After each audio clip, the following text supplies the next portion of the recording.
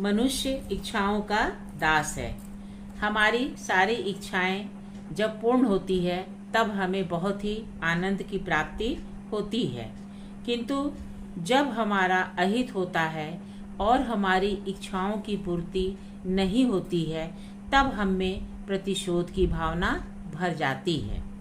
जब प्रतिशोध उत्पन्न होता है तो वह दूसरों के साथ साथ हमारे लिए भी अहितकर होता है। प्रतिशोध से किसी का भी कल्याण नहीं होता है। मैं रीता उपाध्याय आज इस संदर्भ में आपको एक कहानी सुना रही हूँ। यह कहानी प्राचीन काल की है। बालक पिप्पलाद ने जब होश संभाला तब औषधियों को अभिभावक के रूप में देखा। वृक्ष फल देते थे, पक्षी दाने लाते थे और मृग हरी वस्तुएं। औषधियाँ अपने राजा सोम से मांगकर अमृत की घूंटें पिप्पलाद को पिलाया करती थी। यह दृश्य देखकर पिप्पलाद ने वृक्षों से पूछा, देखा यह जाता है कि मनुष्य माता पिता से मनुष्य तथा वनस्पतियों से वनस्पति पैदा होते हैं, किंतु मैं आप वनस्पतियों का पुत्र होकर भी मनुष्य कैसे हो गया? इसके उत्तर में वनस्पतियों ने पिप्पलाद को उसके जन्म की कथा सुनाते हुए कहा, महर्षि दधीचि तुम्हारे पिता और सती प्रातिथेयी माता हैं। इस तरह तुम मनुष्य के ही पुत्र हो। तुम्हारे माता पिता हमें पुत्र की तरह मानते थे, अतः हम भी तुम्हें पुत्र की तरह ही मानती आ रही हैं। तुम्हारी माँ ने अपना पेट चीरकर तुम्हें पैदा किया था और हमें सौंपकर स्वयं सती हो गई। तुम्हारे माता पिता के मर जाने के बाद समूचा वन बहुत दिनों तक रोता रहा। वे हमें प्यार करते थे और हम सब उन्हें।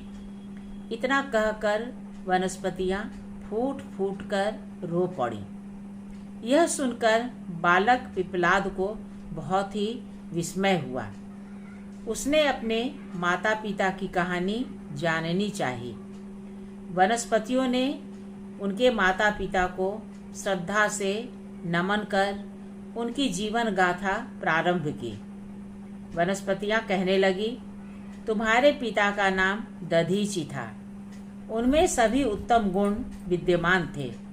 तुम्हारी माता उत्तम कुल की कन्या और पतिव्रता थी। उनका नाम गभस्तिनी था।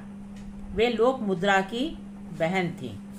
तुम्हारे माता पिता ने तपस्या कर इतनी सामर्थ्य अर्जित कर ली थी कि उनके आश्रम पर दैत्य और दानवों का आक्रमण नहीं हो पाता था। एक दिन विष्णु, इंद्र आदि सभी देवता आश्रम में आए। दैत्यों पर विजय पाने से वे प्रसन्न थे।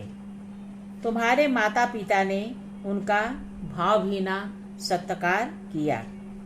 देवताओं ने कहा, आप जैसे महर्षि जब हम लोगों पर इतनी कृपा रखते हैं तब हमारे लिए क्या दुर्लभ है। हमने शत्रुओं पर विजय प्राप्त कर ली है। अब चाहते हैं कि अपने अस्त्र शस्त्र आपके आश्रम में रख दें, क्योंकि तीनों लोकों में आपका आश्रम ही निरापद स्थान है। यहाँ आपकी तपस्या के प्रभाव से दैत्य आदि प्रवेश नहीं कर पाते। उदारचेता मुनि ने उनकी प्रार्थना स्वीकार कर ली। तुम्हारी माता ने उन्हें रोकते हुए कहा, नाथ, यह कार्य विरोध उत्पन्न करने वाला है। आप काम में न पड़ें। यह काम निरापद नहीं है। आप तो समदर्शी हैं। आपके लिए शत्रु मित्र सभी बराबर हैं। अस्त्र शस्त्र रखने से दैत्य और दानव आपसे शत्रुता रखने लगेंगे। धरोहर रूप में किसी का धन रखना साधु पुरुषों के लिए उचित नहीं कहा गया है। महर्षि दधीचि ने कहा, देवता सृष्टि के रक्षक हैं और मैंने हाँप कर भी दिया है, इसलिए अब नहीं कहना अनुचित है। देवता अस्त्र शस्त्र आश्रम में रहकर चले गए। इधर दैत्य महर्षि से द्वेष करने लगे। महर्षि को चिंता हुई कि दैत्य बड़े वीर तो हैं ही, साथ ही तपस्वी भी हैं। जब वे आक्रमण करेंगे तब मैं शस्त्रों की रक्षा नहीं कर पाऊंगा। ऐसा विचार कर उन्होंने अस्त्र शस्त्रों की रक्षा के लिए एक उपाय किया। उन्होंने पवित्र जल को अभिमंत्रित कर उससे अस्त्र शस्त्रों को नहलाया और उस जल को स्वयं पी लिया। तेज निकल जाने से वे सभी अस्त्र शस्त्र शक्तिहीन हो गए, इसलिए वे धीरे धीरे नष्ट हो गए। बहुत दिनों के बाद देवता महर्षि के आश्रम में पहुँचे, क्योंकि उनके शत्रुओं ने फिर सिर उठाना प्रारंभ कर दिया था। महर्षि ने उन्हें बतलाया कि उन अस्त्रों की सुरक्षा के लिए मैंने उसका तेज पी लिया है, वे अब मेरी हड्डियों में मिल गए हैं। तब देवताओं ने हाथ जोड़कर ऋषि से प्रार्थना की कि कृपया आप अपनी हड्डियों को हम लोगों को प्रदान करें। ऋषि इसके लिए तैयार हो गए। उन्होंने कहा, आप हड्डियां ही ले जाएं। मेरे शरीर का यह सुंदर उपयोग हो रहा है। महर्षि ने योग के द्वारा शरीर का त्याग कर दिया। विश्वकर्मा ने उन हड्डियों से दिव्य अस्त्रों का निर्माण किया। वे ही देवताओं के विजय के कारण बने। इस अवसर पर माता गभस्तिनी नदी तट पर गई थी। पार्वती की पूजा में लगे रहने से लौटने में देर हो गई थी। उस समय वे गर्भवती थी। आश्रम में आने पर उन्होंने अपने पतिदेव को नहीं देखा। अग्नि देवता ने सारी घटना उन्हें सुना दी। उन्होंने पति के कार्य की सराहना की। फिर तीनों अग्नियों की पूजा करके अपना पेट चीरकर तुम्हें हाथ से निकाल दिया। तुम्हें हम लोगों को सौंपकर पति के केश आदि के साथ वे अग्नि में प्रवेश कर गई। उस समय आश्रम का प्रत्येक प्राणी दुख से संतप्त होकर रो उठा।